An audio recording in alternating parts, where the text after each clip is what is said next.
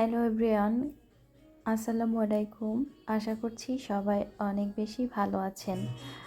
আজকে খুব শর্টকাটে একটা নাস্তা বানিয়ে খেতে মন চাইছিল, তো ভাবলাম যে খুব কম সময়ে কি বানানো যায়। তো দেখলাম যে 2 মিনিটেই আজকে স্যান্ডউইচ তৈরি করব। তো 2 মিনিটেই কীভাবে স্যান্ডউইচটা মেক করলাম সেটাই ভিউয়ার্স আপনাদের সাথে আমি শেয়ার করলাম।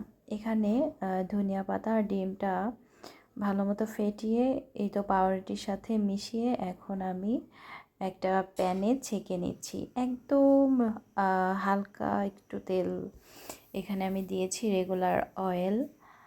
তো একটা আমি ছেঁকে নিলাম, পরে আবারও আমি সামান্য একটু তেল জাস্ট আমি প্যানে একটু ব্রাশ করে নিয়েছি।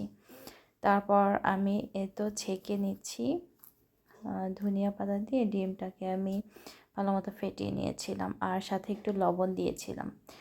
তো একে একে আমার সবগুলো পাউরুটি মোটামুটি তেলের সাথে একটু ভাজা ভাজা করে নিয়েছি হালকা করে। এখন আমি আসল উপকরণটা দিব, সেটা হলো এখানে একটা ডিম সেদ্ধ করে নিয়েছিলাম।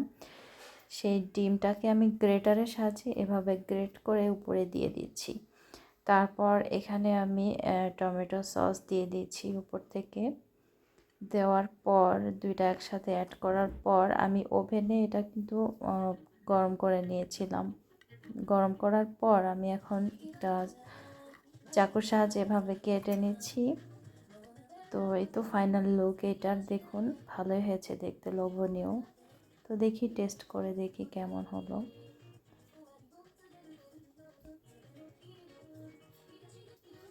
তো টেস্ট করার পর যেটা দেখলাম যে অনেক ভালোই হয়েছে।